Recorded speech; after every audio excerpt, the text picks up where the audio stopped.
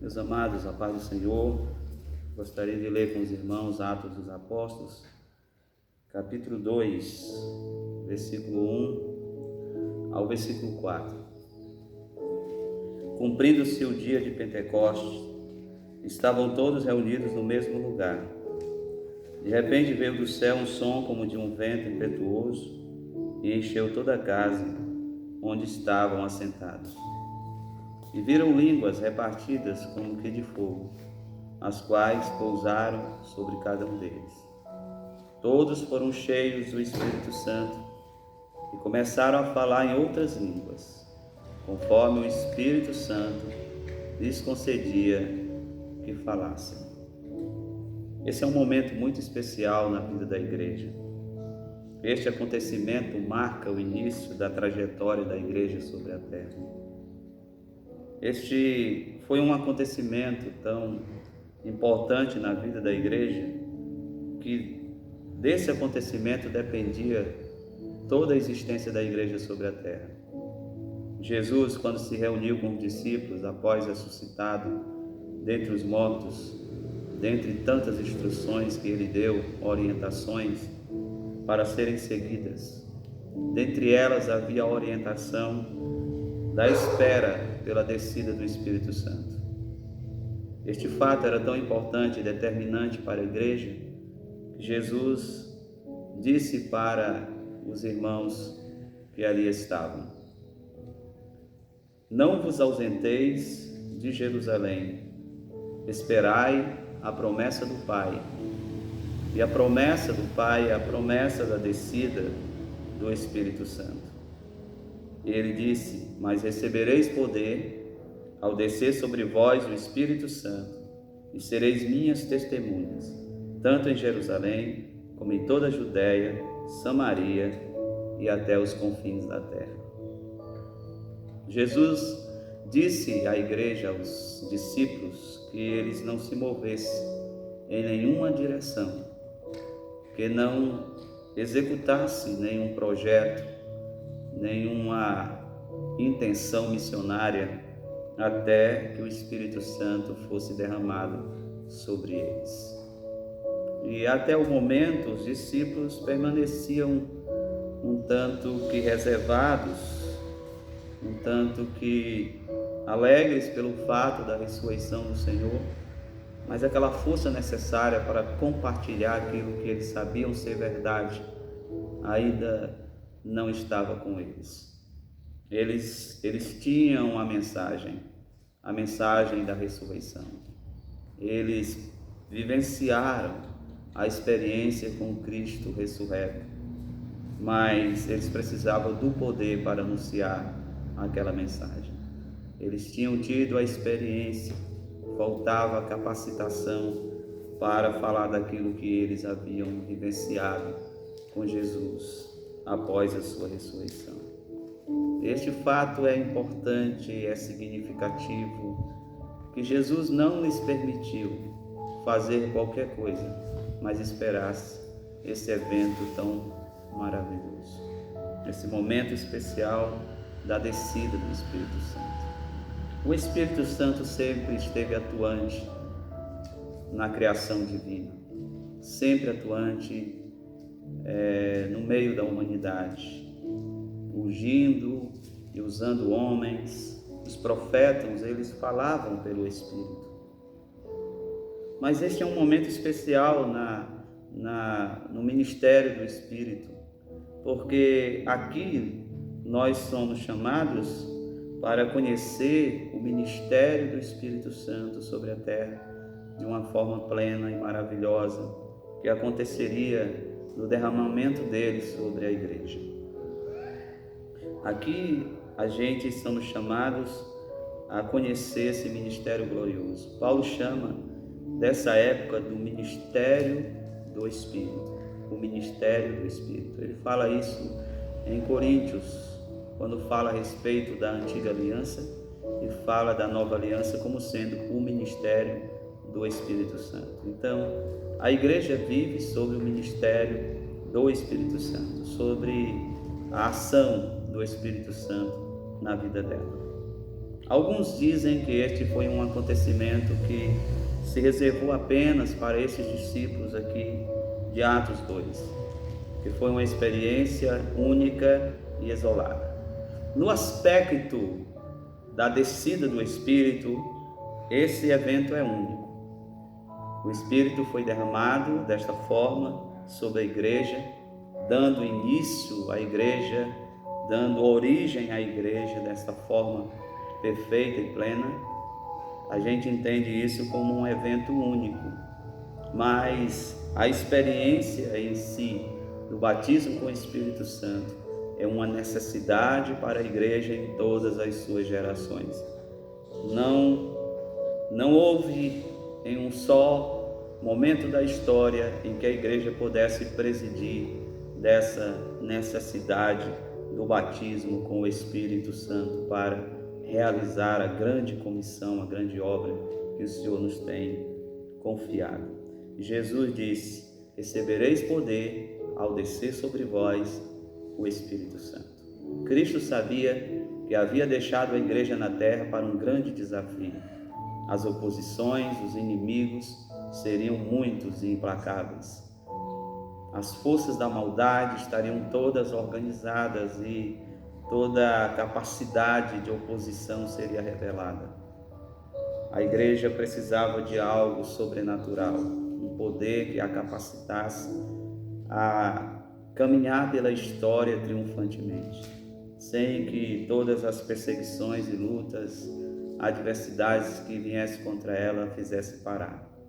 Depois de 2000 anos de história, a gente sabe quanto importante foi o ministério do Espírito na vida da igreja e quão importante ele é para os nossos dias, para estes últimos dias em que nós estamos vivendo aqui.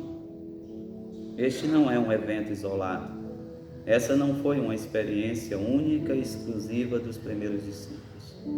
O próprio Pedro, após ser batizado com o Espírito Santo e pregar pela primeira vez sobre o poder do Espírito, primeira vez que ele prega sobre esta unção, sobre este poder que desce sobre ele, dentre as muitas coisas que ele anunciou esta promessa para gerações futuras. Ele anunciou a promessa do Espírito Santo para as gerações futuras. E não apenas algo que teria sido exclusivo deles. Eles nunca falaram sobre isto, que havia sido uma experiência exclusiva deles. Muito pelo contrário. Eles entenderam que esta experiência deveria ser sempre desejada e buscada por todos aqueles que se convertessem.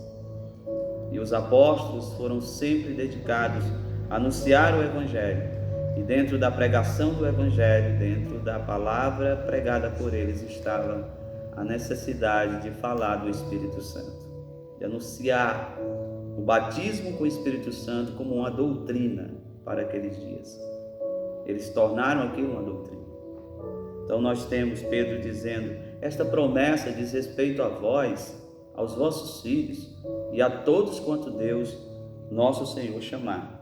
Assim que Pedro responde para aos irmãos naqueles dias, para os novos convertidos, no capítulo 2, versículo 39, a promessa diz respeito a vós, aos vossos filhos e todos quanto Deus, nosso Senhor, chamar. A promessa do Espírito Santo diz respeito a aqueles que estavam ali, às gerações futuras que seriam chamadas.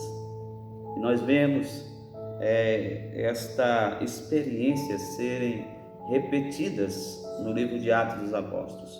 Aqui nós temos a primeira vez que o Espírito Santo se derrama sobre a igreja. Mas nós temos em Atos capítulo 8, na cidade de Samaria, quando Filipe anunciou o Evangelho e as multidões se convertiam, os milagres eram operados e bênçãos sem medidas foram comunicadas às pessoas da cidade de Samaria. As notícias chegaram aos apóstolos em Jerusalém. Pedro e João se dirigem para lá e eles viram que o que já era necessário eles aprender sobre o Evangelho, o arrependimento, já tinha sido anunciado por Filipe. Qual foi a doutrina que Pedro se preocupou em levar para aquelas pessoas? A bênção. palavra diz que eles impuseram as mãos sobre os irmãos convertidos e eles foram cheios do Espírito Santo, eles foram batizados com o Espírito Santo, eles receberam o Espírito Santo. Nesse sentido, porque na verdade eles receberam o Espírito Santo como aquele que os regenerou para Cristo. Agora eles estão recebendo o revestimento de poder. E aqui há uma distinção entre regeneração e batismo com o Espírito Santo.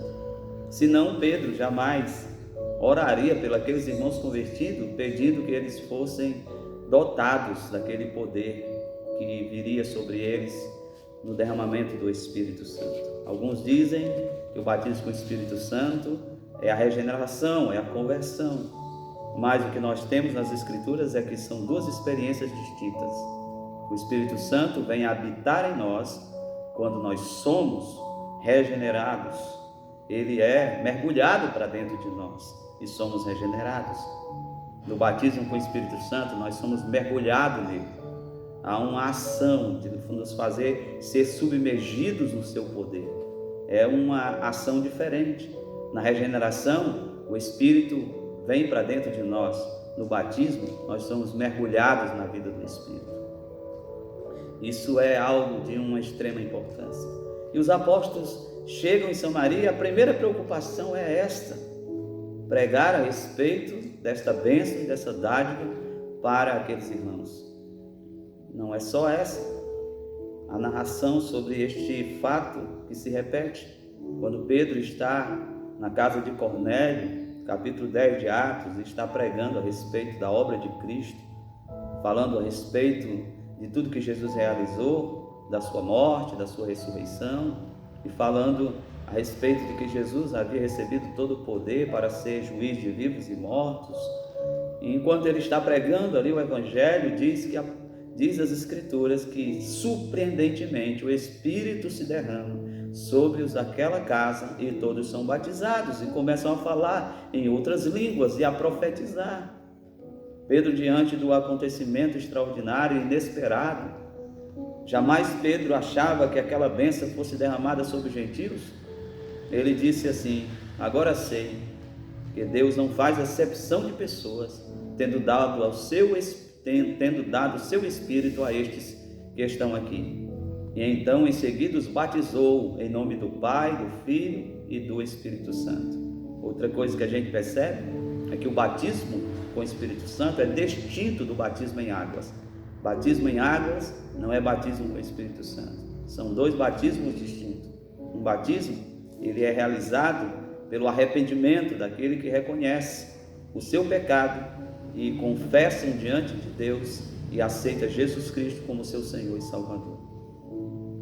O batismo com o Espírito Santo é um revestimento de poder, é uma capacitação sobrenatural para que a gente possa servir a Deus, não na força de nossos recursos, mas nos recursos inesgotáveis de Deus que nos vêm pelo seu precioso Espírito. O desafio que a igreja tem sobre a terra é muito grande. Sem o poder do Espírito, nós já tínhamos desfalecido. Sem o poder do Espírito, a igreja não tinha enfrentado nem as perseguições iniciais do primeiro século. Ela não teria subsistido. Teria se cumprido o que disse Gamaliel a respeito da igreja. Se esse movimento não for de Deus, ele se dissipará, ele se desfará, ele se diluirá na história. Mas o que nós sabemos é que existe em nós um poder sobrenatural e eterno que subsiste diante de todas as dificuldades e de todas as lutas e aflições que nós enfrentamos. Por isso Jesus disse: recebereis poder ao descer sobre vós o Espírito Santo. Quando nós chegamos em Atos 19, quando Paulo chega à cidade de Éfeso e encontra alguns discípulos que ainda não conhecia de forma plena o Evangelho, mas de forma parcial, o que nos parece tinham sido evangelizados por Apolo, Paulo chega naquele lugar e a primeira preocupação deles é falar sobre a doutrina do Espírito Santo. Vocês conhecem o Espírito Santo? Vocês receberam o Espírito Santo? É o que o Paulo pergunta. Ele diz: nós nem sabemos que existe Espírito Santo. Como ignorar, né, a terceira pessoa da Trindade, que tem uma ação tão ativa na criação, de forma tão profunda? As Escrituras nos colocam, nos faz ver desde o princípio pairando sobre a face do abismo, esperando a hora de, segundo a ordem criativa, realizar tudo aquilo que Deus, o Pai, desejou, pois o Espírito Santo é a força criativa de Deus na obra da criação. Jesus é a palavra que dá origem a todas as coisas dentro de uma ordem perfeita, e o Espírito Santo executa tudo isso. A Trindade está envolvida em todas as coisas, e é preciso que a gente abra o nosso coração para entender a importância do Espírito Santo em nossas vidas. Paulo chegou para os irmãos: o que? Vocês não sabem? Vocês não ouviram falar do Espírito Santo? Vocês foram batizados em que batismo? Por que Paulo pergunta assim? Porque na fórmula do batismo está a pessoa do Espírito Santo. Por isso que Paulo perguntou: então vocês foram batizados em que batismo?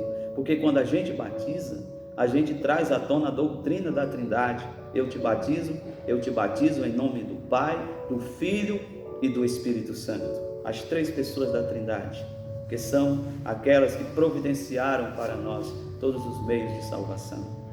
E o Espírito Santo aqui é de uma importância vital, extraordinária. Por isso que a gente somos orientados a não resistir ao Espírito Santo. Diz a palavra: se hoje ouvirdes a sua voz, não resistais ao Espírito Santo.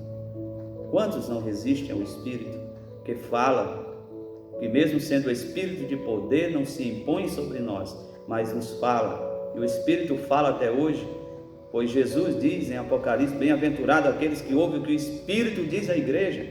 Você está ouvindo a voz do Espírito? Você consegue identificar a voz do Espírito de Deus? Há tantas vozes neste mundo, há tantas coisas que se dizem em nome de Deus, mas que não falam pelo Espírito de Deus. O Espírito fala, o Espírito fala, o Espírito está agindo ativamente na vida da igreja. Bem-aventurado aqueles que ouvem, bem-aventurado aqueles que estão sendo submissos ao Espírito, que não resistem, não entristecem. Paulo diz: não entristeçais o Espírito Santo, no qual foste selado para o dia da redenção. Não entristeçam. E ele diz ainda: não extingais o Espírito, porque é um processo, e tem gente que está nesse processo de decadência na sua relação com o Espírito Santo. Estão resistindo, vão entristecê-lo, vão extingui-lo de suas vidas, vão perder essa relação tão vital e tão importante daquele que nos foi enviado para nos capacitar a viver neste mundo. Sem o Espírito Santo, o que fica são meras formalidades, são apenas agendas humanas. Sem o Espírito Santo, o que fica é uma instituição sem vida, seguindo apenas rituais, seguindo apenas aquilo que são os seus programas. Nós não precisamos de programas bem elaborados, nós não precisamos de projetos. Quantas pessoas são cheias de projetos e mais projetos?